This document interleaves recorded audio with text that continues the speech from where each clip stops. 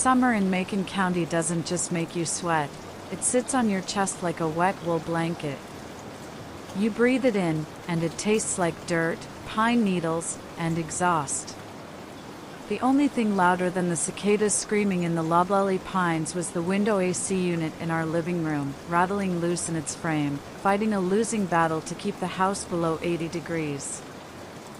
My dad worked construction, mostly hanging drywall and framing. He'd come home smelling of sour sweat, cheap beer, and white gypsum dust. His mood was a weather system entirely dictated by unpredictable variables: how much traffic he hit on Interstate 85, whether his foreman had looked at him wrong, or if his back was acting up again. You never knew which version of the man was walking through that front door. My mother and I were amateur meteorologists tracking a hurricane. The first tell was always the truck door. If he pushed it shut with a solid, metallic thunk, we had a quiet night ahead of us. If he slammed it so hard the glass rattled in the frame, my mom would immediately start wiping down the already clean kitchen counters, her hands moving in frantic, jerky circles. I was 9 years old, and my job in the ecosystem of our house was to turn off the television, take the dog to the back bedroom, and become absolutely, perfectly invisible. One Tuesday in late August, the truck door slammed. I was sitting at the kitchen table doing math homework. My mom was at the stove. She was wearing this faded yellow sundress she loved, stirring a pot of beef stew. She looked terrified. She knew the stew was a risk. It was hot outside, and making a hot meal when he was already sweating was a gamble. But it was the end of the week, and we were making do with what was left in the pantry. The front door opened. He didn't say hello. He just walked into the kitchen, pulled a Miller Lite from the fridge, cracked it open, and leaned against the counter. He stared at the back of my mother's head. The silence in the room was so thick it felt like it was ringing in my ears. I kept my head down, staring so hard at a multiplication problem that the numbers started to blur. Don't look up, I told myself. If you don't look at him, he can't see you. Smells like shit in here, he said finally. His voice wasn't loud. It was a low, gravelly drawl that barely carried over the rattling AC. That was the worst kind of voice. When he yelled, you knew where you stood. When he spoke quiet, it meant the fuse was already burning inside the dynamite. My mom's shoulders flinched toward her ears, just a fraction of an inch. She didn't turn around. It's just stew, Jimmy. It's almost done. It's 90-fucking-5 degrees outside, Martha, and you're boiling meat in my house. I'm sorry, she whispered. I'll turn on the exhaust fan. She reached up to flick the switch above the stove. Her hand was trembling. He took 2 steps, grabbed the back of her hair, and yanked her head backward. It happened so fast it felt like a glitch in reality. My mother let out a sharp, choked gasp, her hands flying up to grip his wrist. The wooden spoon she was holding clattered onto the linoleum floor, splattering brown gravy across the white tiles. Did I ask you to turn on the fan? He said, his face inches from hers. Did I ask you to do a goddamn thing except make something decent for me to eat after I broke my back all day to pay for this roof over your head? Jimmy, please, she whimpered, her eyes squeezed shut. You're hurting me. He held her there for another 5 seconds, 5 seconds that felt like 5 hours. I sat frozen at the table, my pencil digging so hard into the paper that the lead snapped. My heart was hammering against my ribs, desperate to get out of my chest. I wanted to scream. I wanted to grab the cast iron skillet and hit him. But I didn't move a muscle. I just sat there, breathing shallow, suffocating in my own cowardice. He let go of her hair, shoving her forward so she stumbled against the stove, burning her forearm on the edge of the hot metal. She bit her lip to keep from crying out. "Clean this mess up," he muttered, kicking the wooden spoon. "I'm going to the bar. Don't be awake when I get back." He walked out. The screen door slammed behind him, the spring whining in protest. The engine of his Ford fired up, gravel crunching under the tires as he peeled out of the driveway. And then, the quiet returned. It was a heavy, sick kind of quiet. My mom leaned against the counter, clutching her burned arm, her chest heaving. She didn't cry. She just stared blankly at the wall for a minute. Then, she knelt down on the floor with a paper towel and started wiping up the gravy. I slid out of my chair and got down on the floor next to her. I grabbed a rag and started scrubbing the linoleum, my small hands working next to hers. "I'm sorry, Mama," I whispered. I don't know why I was apologizing. I hadn't done anything. But in that house, guilt was something you just absorbed from the air. She stopped wiping. She reached out and tucked a strand of hair behind my ear. Her hand was shaking, but her face had rearranged itself into that perfect, hollow southern smile. "It's okay, baby," she said, her voice eerily calm, like she was talking about spilled milk instead of what just happened. "Your daddy is just tired. He works so hard for us. He has a lot of pressure on him. We just need to try harder not to upset him when he's stressed. Okay?" I looked at the red, blistering mark forming on her arm. I looked at her desperate, pleading eyes, practically begging me to agree with her, to validate the lie that kept our lives from completely unraveling. "Okay, Mama," I said. "We'll try harder." I went back to scrubbing the floor. And right there, on the cheap linoleum, my brain wrote a rule that would govern the rest of my life. When a man hurts you, it's because you did something wrong. And if you just love him right, if you're just quiet enough, good enough, and perfect enough, he won't have to be angry anymore. Later that night, around 2 a.m., I heard the front door open. I lay rigid in my bed, staring at the ceiling in the dark. I heard his heavy footsteps lumbering down the hall. My bedroom door creaked open. The hallway light spilled across my blanket. He stood in the doorway for a long time, smelling like whiskey and cheap cigarettes. "You awake, kid?" he mumbled. I squeezed my eyes shut, pretending to be deep asleep. He walked over to the bed. I braced myself, my muscles locking up. But instead of yelling, he awkwardly patted my shoulder. He reached into his pocket, pulled out a crumpled $5 bill, and left it on my nightstand. "Love you, kid," he slurred softly. He walked out and closed the door. I opened my eyes in the dark, staring at the silhouette of the money on the table. My chest felt tight, filled with a confusing, nauseating warmth. He had hurt my mother, he had terrified me, but he had come back. He gave me $5. He said he loved me. In the dark, alone in my room, I decided to forgive him. I was 19 when I met Caleb. By then, I had perfected the art of making myself small. I was working the closing shifts at a diner just off Highway 280, pouring burnt coffee into heavy ceramic mugs for long-haul truckers and insomniacs. I was still living at home. Every dollar I made went into a shoebox under my bed, a slow, desperate countdown to the day I could afford first and last month's rent on a place of my own. Caleb started coming in on Tuesday nights. He always sat in the back booth, the one where the vinyl was duct taped together. He wore work boots caked in dried red clay and jeans faded white at the knees.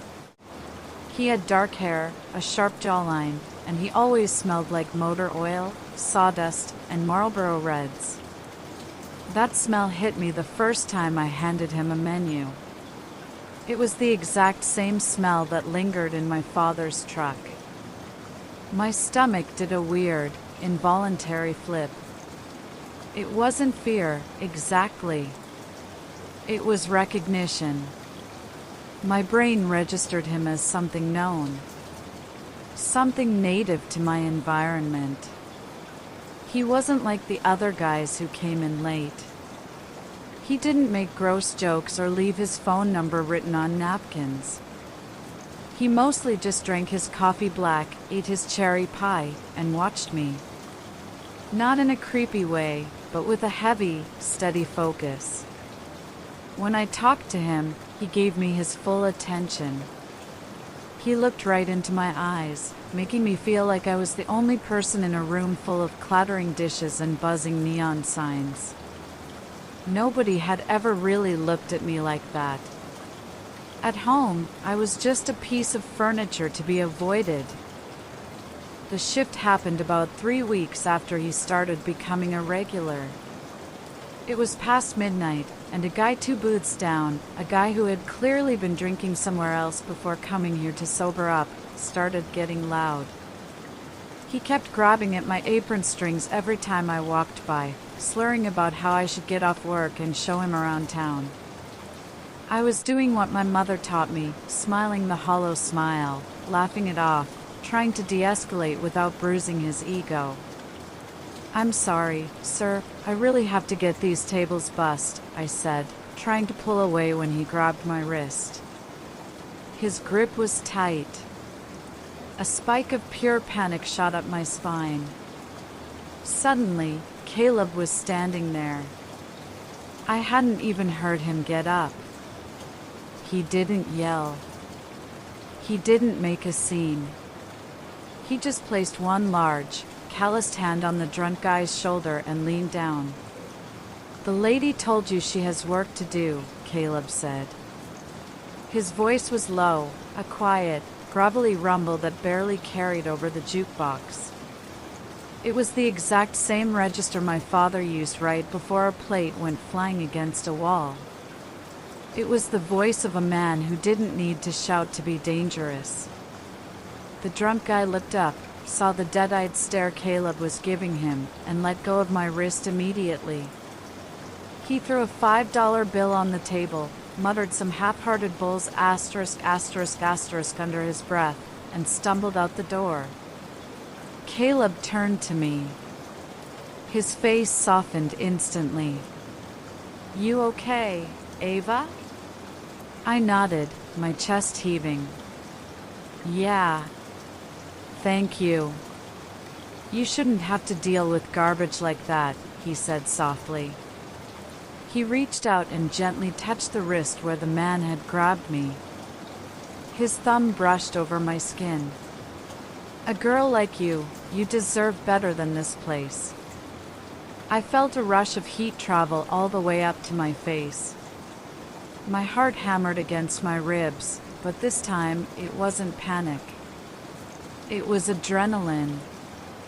It was awe.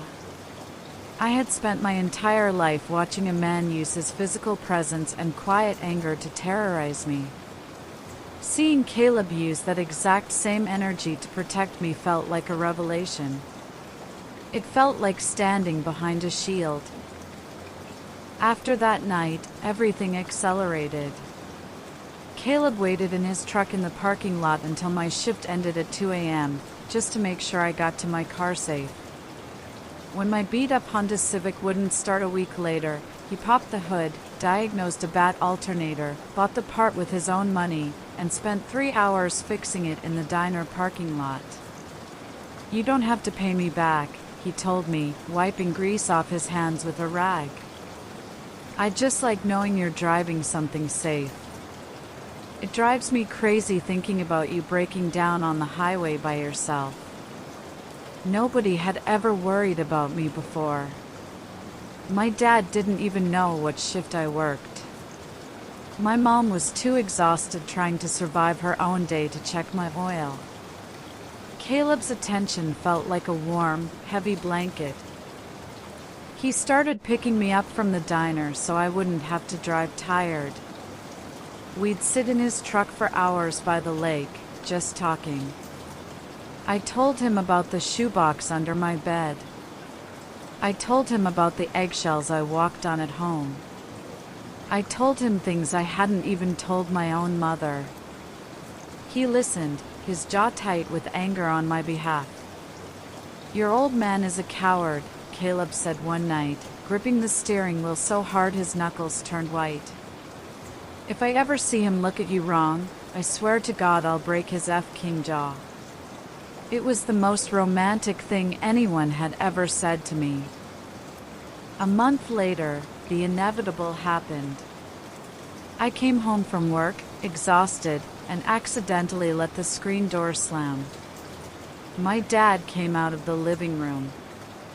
He had been drinking. He didn't hit me, but he cornered me in the hallway, screaming in my face about respect, spitting on my cheek as he yelled, calling me a worthless bee who treated his house like a hotel. I stood there, frozen, taking it, my mind detaching from my body just like I had trained it to do since I was a little girl. When he finally passed out in his recliner, I went to my room. I was shaking so hard I couldn't untie my shoes. I called Caleb. I was crying so hard I could barely speak. He didn't ask questions. He just said, "I'm on my way." 15 minutes later, his truck pulled up. He walked right past my father, who was snoring in the chair, came straight into my room, and pulled a duffel bag from my closet. "Pack your shit," he ordered, his voice tight. "Get your shoebox. Get your clothes. Where are we going?" I whispered, terrified the noise would wake my dad. "You're coming home with me. You are never sleeping under this F-king roof again." He grabbed my bags, grabbed my hand, and marched me out the front door. He didn't look back. I sat in the passenger seat of his truck as we drove away, watching my childhood house disappear in the rearview mirror. When we got to his apartment, a small, slightly damp one-bedroom above a hardware store, he put my bags down. He wrapped his arms around me, burying his face in my hair. I collapsed against his chest, finally letting myself sob. He held me so tight I could barely breathe. "I've got you," he whispered into the dark room. "Nobody is ever going to hurt you again, Ava. I'm going to take care of everything. You're mine now." I closed my eyes, leaning into the smell of tobacco and motor oil. I felt incredibly, overwhelmingly safe. I had finally escaped. Living with Caleb in that apartment above the hardware store felt like exhaling a breath I had been holding for 19 years. For the first few months, it was intoxicating. I woke up every morning to the smell of Folgers coffee, and I didn't have to listen for heavy, angry footsteps. If Caleb was in a bad mood from work, he didn't throw things. He just pulled me onto his lap on the cheap futon, buried his face in my neck, and told me I was the only good thing in his miserable day. I felt needed. I felt essential. The changes happened so gradually that they didn't feel like changes, they felt like love. It started with the diner. About 3 weeks after I moved in, he came to pick me up from a closing shift.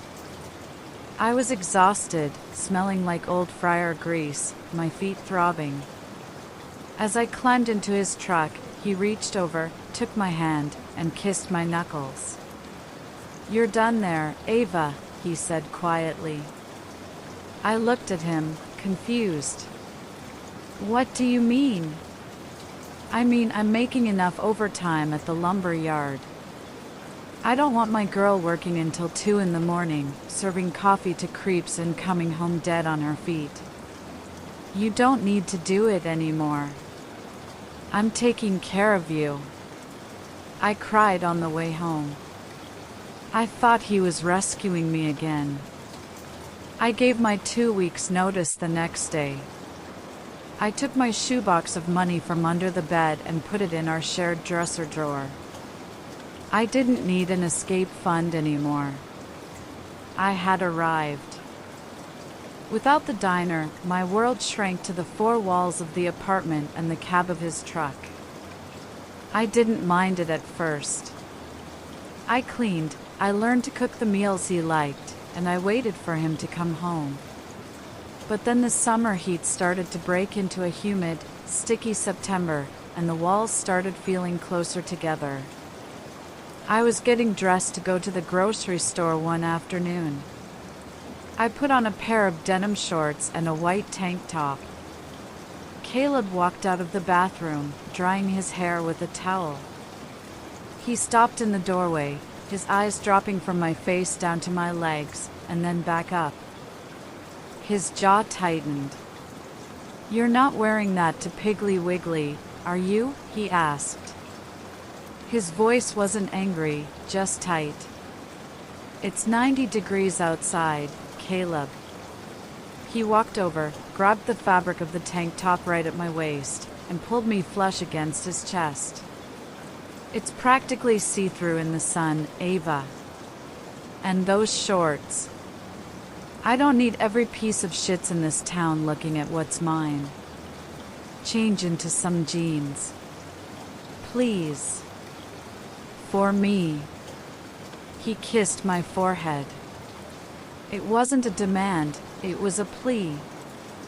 He was just jealous, I told myself. He loved me so much he couldn't stand the thought of other men looking at me. So, I changed into jeans and a baggy t-shirt. I sweated through the whole grocery run, but Caleb smiled when he saw me, and that made it worth it. I started filtering everything I did through the lens of how Caleb would react. I stopped wearing makeup because he said I looked pretty or natural, and guys wouldn't stare.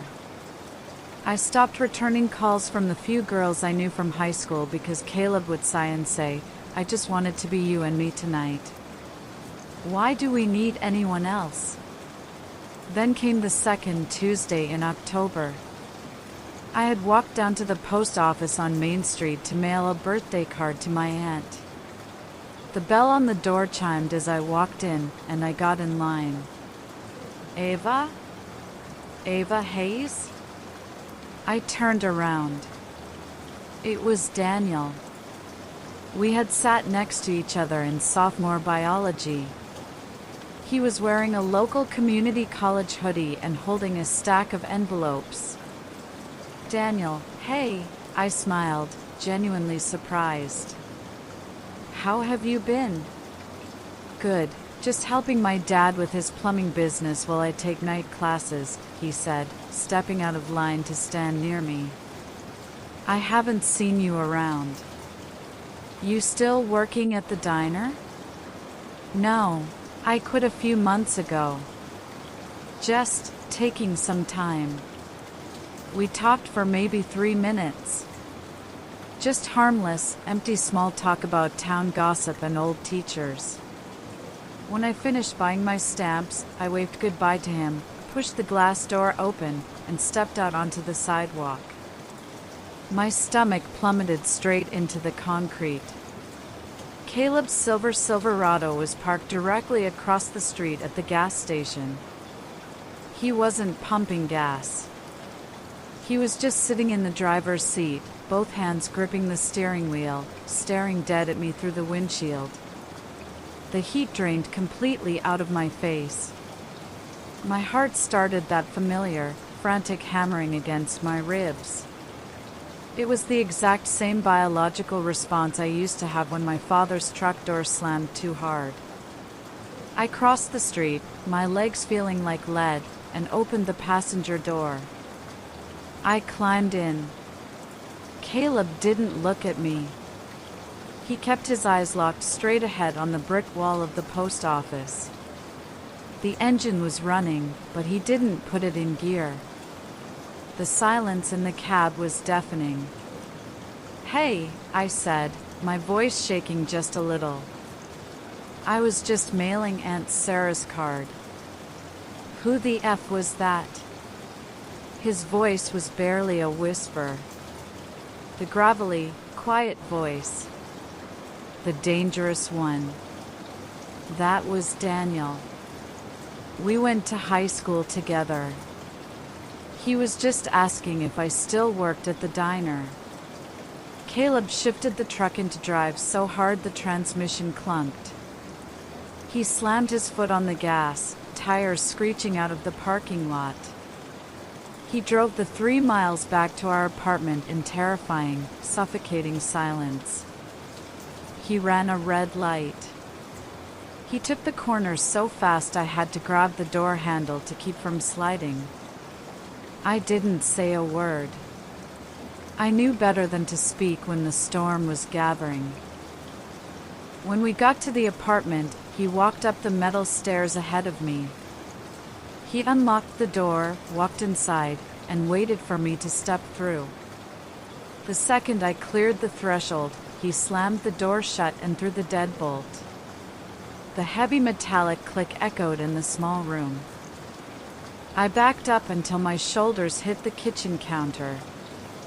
"So, you're just standing in the middle of town, letting some guy eye you up and down, laughing with him while I'm breaking my back at the yard?" He threw his keys on the table. They hit the wood with a sharp crack. "Caleb, no, I swear," he just said hello. "Don't F-king lie to me, Ava," he roared. The sudden volume made me flinch violently. I saw the way he was looking at you. I saw the way you were smiling at him. Do you think I'm stupid? No! Caleb, please, you're scaring me. I held my hands up, palms out, a gesture of total surrender. He closed the distance between us in 2 huge strides. He didn't pull his arm back. It was just a fast, sharp backhand across the left side of my face. The crack of his hand hitting my cheek sounded like a gunshot in the tiny apartment. The force of it snapped my head to the side, and I lost my footing. I crumpled, my knees hitting the cheap linoleum floor hard. The side of my face was burning, a hot, radiating shockwave of pain, and I could taste the sharp copper tang of blood where my teeth had cut the inside of my lip. I lay there on the floor, curled into a ball, my hands covering my head, waiting for the kicks. I waited for him to start screaming about how worthless I was. But there was only silence. I kept my eyes squeezed shut. The ringing in my left ear was high-pitched and constant. My mind detached. I was back in my childhood kitchen, smelling beef stew and white gypsum dust. This wasn't new. This wasn't an anomaly. The floor was hard, my face was bleeding, but strangely, terribly, my panicked heart began to slow down. I knew the script. I knew exactly how to survive this. I didn't try to get up. I didn't try to run to the door. I just stayed on the floor, made myself as small as possible, and waited for the anger to burn itself out. The silence that followed the blow was heavy, vibrating with the high-pitched ring in my left ear. I stayed on the linoleum, my cheek pressed against the cold floor, watching a dust mote drift under the radiator. I didn't cry. I didn't move. I was waiting for the second half of the storm. But then, the air changed. The heavy, thudding footsteps didn't come toward me to finish what he started. Instead, I heard a ragged, wet sob. "Oh my God. Ava. Oh my God, what did I do?" I felt the floorboards creak as Caleb dropped to his knees. He didn't grab me or pull me up, he just sat there, about a foot away, shaking. I stayed curled in a ball, my hands still shielding my head. This was the part of the script I knew by heart, the one my father had perfected with his crumpled $5 bills. "I'm a monster," Caleb choked out, his voice thick and snotty. "I'm just like him. I swore I'd never be like him." He crawled closer, his hands hovering over my shoulders, trembling. "Please, baby. Please look at me. I didn't mean it. When I saw you with that guy, something just snapped. I felt like I was losing you. I can't lose you, Ava. You're all I have." I slowly uncurled, sitting up with my back against the kitchen cabinet. My face felt tight and hot, the skin throbbing in time with my pulse. I looked at him. He looked pathetic. His eyes were bloodshot, tears streaming down his face, his nose running. He looked like a frightened child, not the man who had just cracked my face open. And that's the trap. When they look like that, your brain stops seeing them as a threat and starts seeing them as a project. "I'm so sorry," he whispered, reaching out to touch my face. I flinched, a hard, involuntary jerk. He winced like I had been the one to hit him. "I'm going to make it up to you. I'll do anything. I'll go to church. I'll talk to someone. I had a bad day at the yard, and then seeing you with him. I'm just so scared of being alone again." He spent the next 3 hours in a state of frantic, desperate service. He got a bag of frozen peas for my face, wrapped in a kitchen towel. He made me tea. He sat at my feet while I sat on the sofa, telling me about how his dad used to use a fan belt on him, how he grew up watching his mom get dragged across the yard by her hair. "I don't want to be that man, Ava. You have to help me not be that man." That was the hook. He handed me the responsibility for his soul. If I stayed, if I was patient enough, if I loved him through his darkness, then I was a savior. I wasn't a victim, I was a martyr. I felt a sick, twisted sense of pride. I was going to do what my mother couldn't. I was going to fix the unfixable. The next 2 weeks were the honeymoon phase. He was perfect. He bought me flowers from the gas station every day. He cooked dinner. He was gentle, almost timid, constantly asking if I was okay, if I needed anything. He treated my bruise like a sacred wound he was tasked with healing. But the protection didn't stop, it just grew teeth. "Maybe we should just stay in this weekend," he'd say, rubbing my shoulders. "The town is so busy with that festival, and I just want you all to myself. It's safer here." I agreed because I wanted to keep the peace. I agreed because the bruise was still yellowing on my cheek and I didn't want the grocery store clerks asking questions. One night, he was scrolling through my phone while I was in the shower. I came out, towel wrapped around me, and found him sitting on the edge of the bed, his face lit up by the blue screen. His jaw was set. "Who's Sarah?" he asked. "She's a friend from high school. We haven't talked in months. She messaged you today, asking how you're doing." "Why is she asking how you're doing?" Did you tell her something? No, Caleb. I haven't told anyone anything. He deleted the message. Then he deleted the contact. You don't need her filling your head with garbage, Ava. She was always a troublemaker. We don't need anyone but us. Right? Right, I whispered. I looked at my phone on the nightstand, and for the first time, it didn't look like a tool. It looked like a leash. I realized I hadn't left the apartment in 4 days. I hadn't spoken to another human being in a week. I was 19 years old, living in a town where I grew up, and I was completely, utterly alone. But then he pulled me into bed, held me tight, and told me he loved me more than life itself. And because I had been raised on a diet of conditional love and gypsum dust, I believed him. I told myself that the hitting was just an accident, a byproduct of a love so big it didn't know how to contain itself.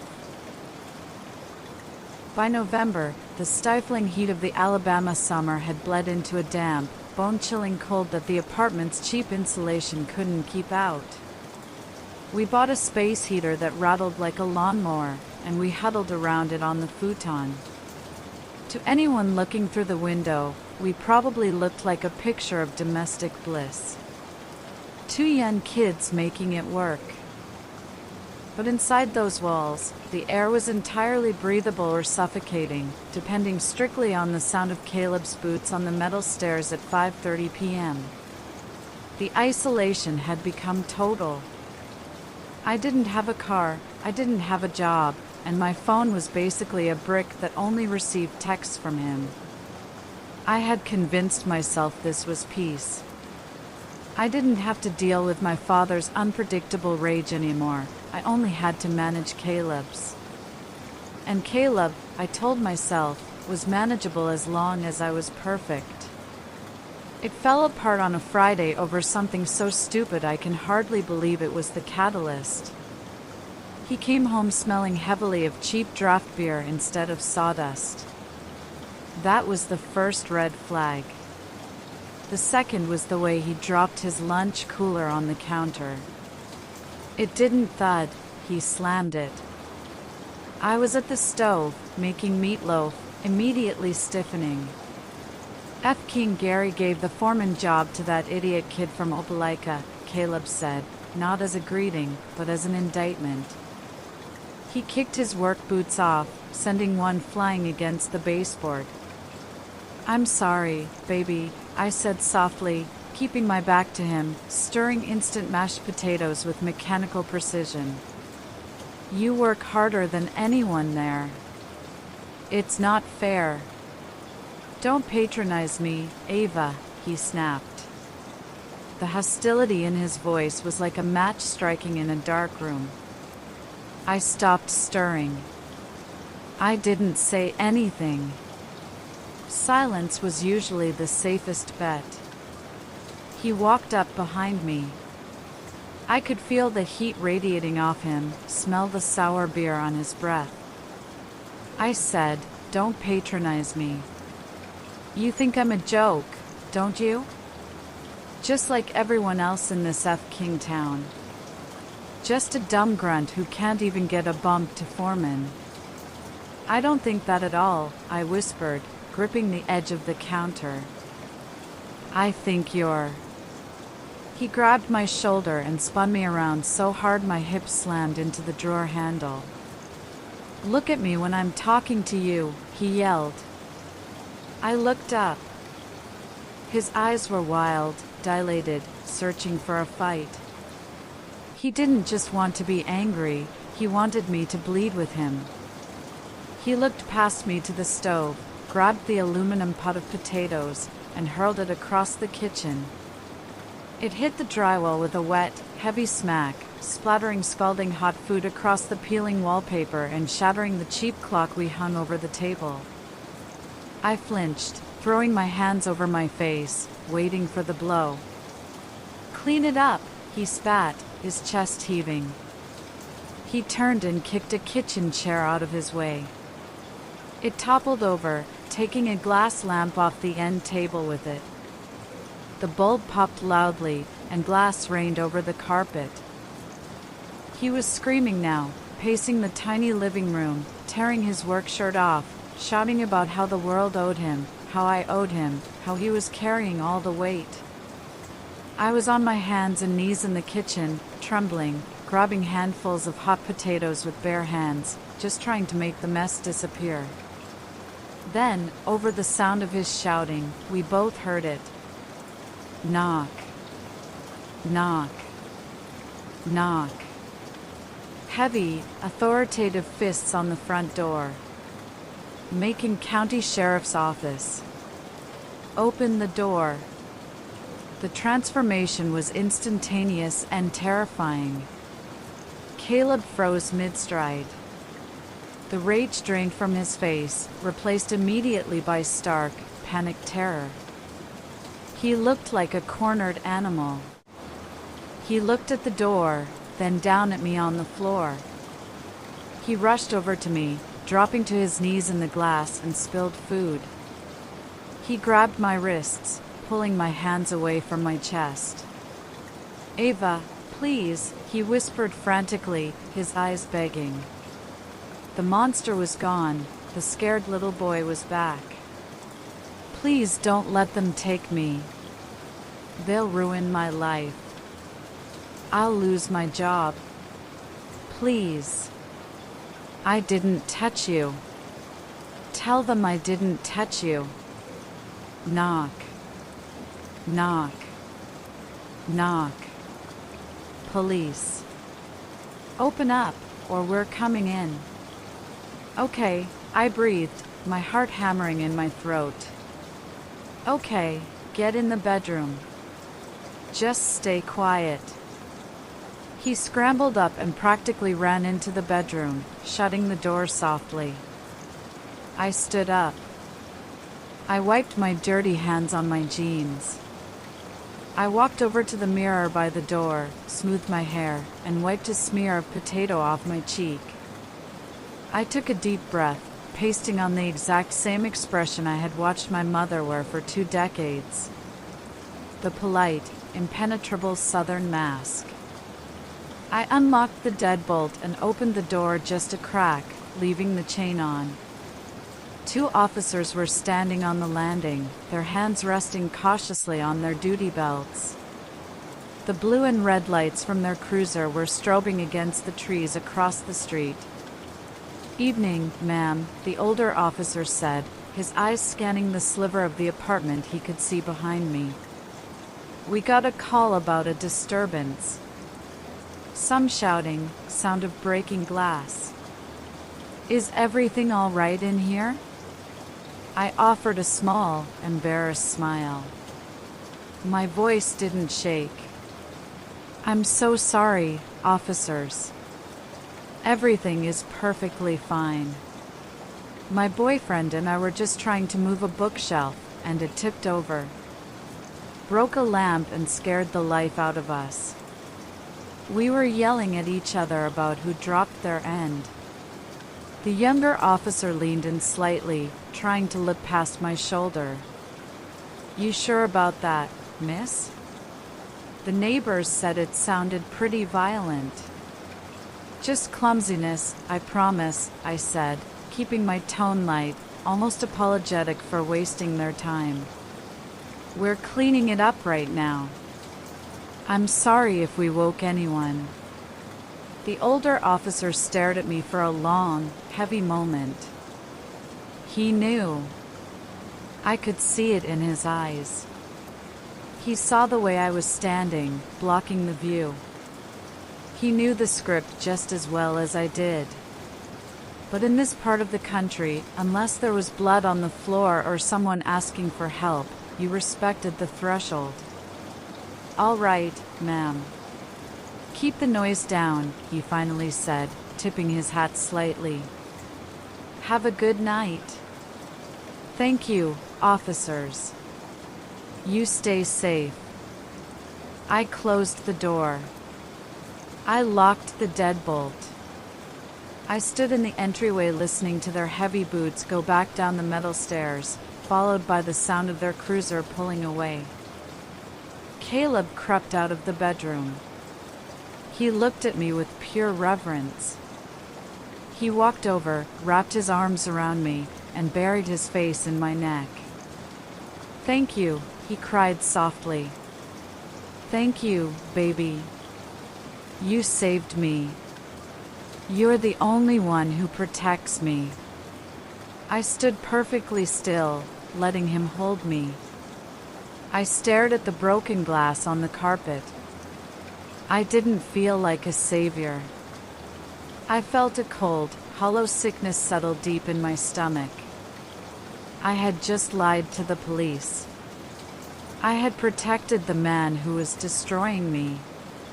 In that quiet, dark apartment, the realization washed over me like ice water. I wasn't just my father's victim anymore. By choosing to stay, by choosing to lie, I had officially become my mother. December rolled in, bringing a damp, biting chill that seeped right through the floorboards of the apartment. The space heater rattled constantly in the corner, smelling faintly of burning dust, but I was always cold. After the night the police came, something inside me fundamentally shifted. I stopped crying when Caleb yelled. I stopped trying to reason with him. I just became perfectly, terrifyingly compliant. I was a ghost haunting my own life. I spent my days scrubbing baseboards that were already white, folding his work shirts with military precision, and staring at the blank television screen, waiting for the heavy thud of his boots on the metal stairs. It was a Tuesday morning. Caleb had left for the lumber yard at 6. The apartment was suffocatingly quiet, broken only by the hum of the refrigerator. I was standing at the sink, washing the same coffee mug for the third time, just to keep my hands moving. Then came a knock at the door. It wasn't the heavy, authoritative pounding of the sheriff's deputies, and it wasn't Caleb's impatient pounding. It was 3 light, hesitant taps. I froze, the sponge dripping soapy water onto my wrist. Nobody came to our door. Ever. I wiped my hands on my jeans, crept to the door, and looked through the peephole. My stomach did a violent flip. It was Sarah. She was wearing a thick wool coat, her nose red from the cold, holding a Tupperware container. Panic seized my chest. Caleb had made me delete her number weeks ago. If he found out she was here, if a neighbor saw her and mentioned it to him, the fallout would be catastrophic. I almost backed away, intending to pretend I wasn't home. But she knocked again, leaning closer to the door. "Ava, I know you're in there. Your car is parked out back." My hand trembled as I undid the deadbolt and unlatched the chain. I opened the door just a few inches, blocking the gap with my body. "Sarah," I said, forcing my voice to sound light and surprised. "Hey. What are you doing here?" She didn't smile. She looked at me, her eyes scanning my face, my messy hair, the oversized long-sleeve sweater I was wearing to hide the mottled, yellowish bruises on my upper arms from where he had grabbed me 2 days prior. "You blocked my number," she said simply. "Or somebody did. And you haven't been at the diner in months." I got worried. "I just got a new phone, that's all." Lost all my contacts, I lied effortlessly, the southern mask slipping right into place. "And I quit the diner. Caleb is taking care of things now. It's been great." "Can I come in?" she asked, shifting the Tupperware. I brought some of my mom's peach cobbler. "I know it's your favorite." "Oh, Sarah, the place is a complete mess right now. I'm doing a deep clean." "Ava, It's freezing out here. She pushed the door gently. She didn't force her way in, but her persistence broke my resolve. I stepped back, letting her into the narrow entryway. I quickly shut the door and locked it behind her, a reflex I couldn't control. She walked into the tiny kitchen and set the container on the counter. She looked around. The apartment was spotless, completely contradicting my excuse. "It's quiet in here," she noted, keeping her back to me as she took off her gloves. "Yeah, just enjoying the peace while Caleb's at work," I said, wrapping my arms around my waist. I wanted her to leave. Every second she stayed was a risk. Sarah turned to face me. She reached into her coat pocket to pull out her car keys, but her hands were clumsy from the cold. The heavy ring of keys slipped from her fingers and hit the linoleum floor with a sharp, loud clatter. I didn't just jump, I violently flinched. My shoulders shot up to my ears, my hands flew up to protect my face, and I took a hard step backward, slamming my spine against the refrigerator. My breathing hitched, a sharp gasp trapped in my throat. For 3 seconds, the room was dead silent. Sarah didn't pick up the keys. She just stood there, staring at me. I slowly lowered my hands, my face burning with intense, humiliating heat. "They just slipped," she whispered. "I know," I stammered, my voice shaking. "You just startled me." I was deep in thought. "I'm sorry." Sarah took a slow step toward me. She didn't look angry, and she didn't look pitying.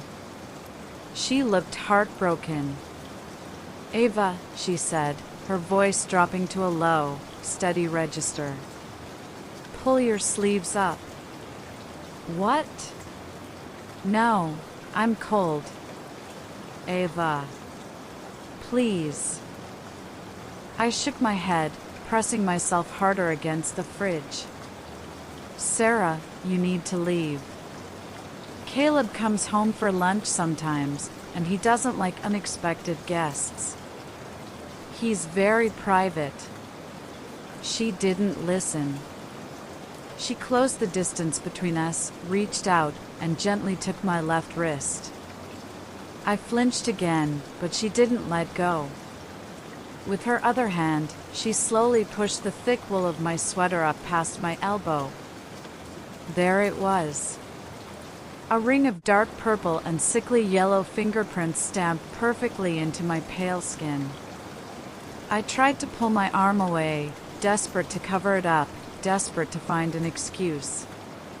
I fell, I rushed out. I slipped on the ice on the back stairs. "Stop," Sarah interrupted softly. She didn't let go of my wrist. Her thumb gently brushed the skin just below the bruise. "Just stop lying. You don't have to lie to me." I stared at the floor, my vision blurring with hot tears. The dam was cracking. "I remember what it was like at your house when we were kids," Sarah said, her voice thick with emotion. "I remember how quiet you always were. I remember seeing your mom at church wearing scarves in July to hide her neck. I saw the way your dad looked at her. And I see the exact same thing looking at you right now.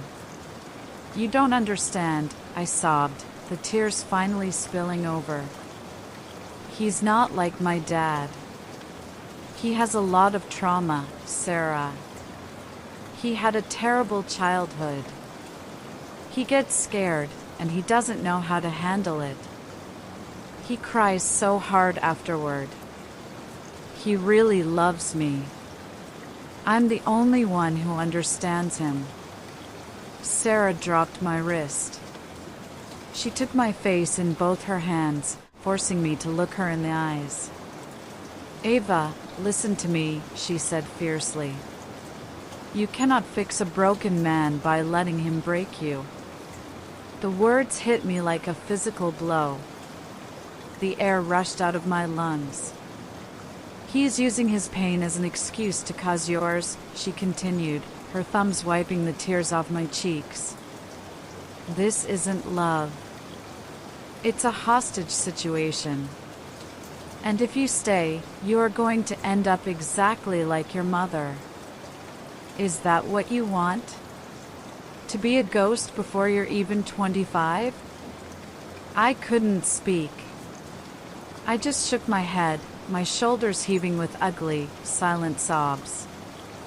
For the first time, somebody had reached into the dark, twisted reality I was living in and turned on the lights. The illusion of my savior complex evaporated, leaving nothing but the raw, terrifying truth. I can't leave, I whispered, terrified of the words as they left my mouth. He'll find me. He said he'd kill himself if I ever left. Or he'd kill me.